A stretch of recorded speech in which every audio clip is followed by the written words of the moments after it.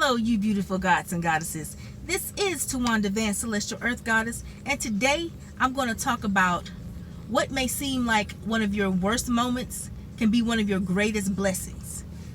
And I would classify it as a tower moment, simply because anybody who has any knowledge of tarot, there's this one tarot card that's called the Tower, and it's a major arcana, and the image, whether it's the traditional Rider-Waite image or it's somebody's artistic interpretation of it, it shows a building being destroyed from the ground up. And the reason that that's happening is because it was built on a faulty foundation, just fucked up. And something in your life was built on some shitty stuff, and you're not getting out of it. So the way I interpret it is divine intervention coming in, fucking it up from the ground up, so you have no choice but to get out of it and build something anew. Now, some of you will be so deep in the pain of the situation that you won't see the big picture, or some of you will try to run from the pain and suppress it and use your drug of choice. When I say drug of choice, I'm not necessarily talking about narcotics or any fucked up pharmaceuticals that Big Pharma likes to sell people.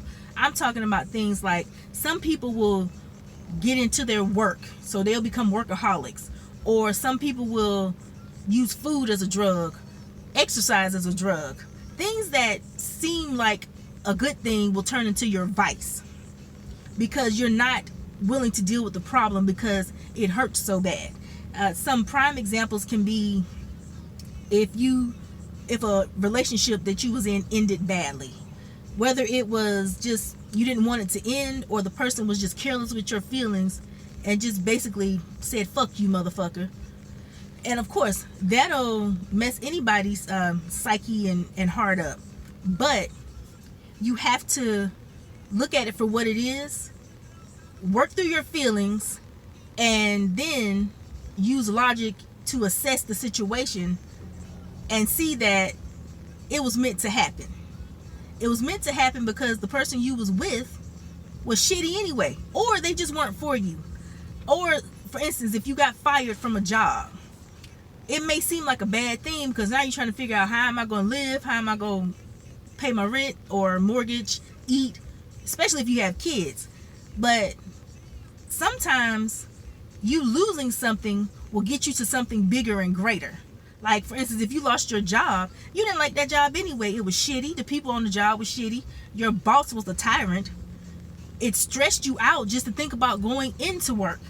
So, you got help from your ancestors and the universe, and your ass got fired. And now somebody may come to you with a great opportunity, something that you dreamed about, or you may find the opportunity yourself. But you have to make sure you're able to step back and look at the situation. I'm not saying don't feel how you feel about it, because I would never tell anybody to disregard their emotions, because I ain't that person. And definitely don't go completely left brain on the shit and miss the whole point and try to bring logic in an illogical way, because that don't work either. So when something bad happens, sometimes it's a good thing. You can even think of another example is the Twin Towers. Now, as tragic as that shit was, as fucked up as the situation was, and as many lives were lost, that shit may have needed to crumble. Not the people. I'm not saying people should die. Like, I would never say that or think that.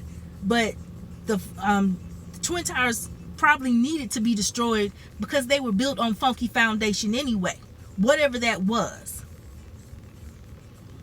So, instead of looking at a bad situation as a tragedy, look at the blessing in it. Because for instance, like I said, if you're in a relationship and it just ends badly, in a bad way, if you say meet that person maybe months or years later and you see how fucked up their life is, or how they're fucking up somebody else's life, and you be like, damn, I'm glad I ain't with them anymore. That's why it happened how it happened. So take what seems like a tragedy and see it as a blessing in disguise. Well, actually, it's a blessing in disguise, because it's not obvious.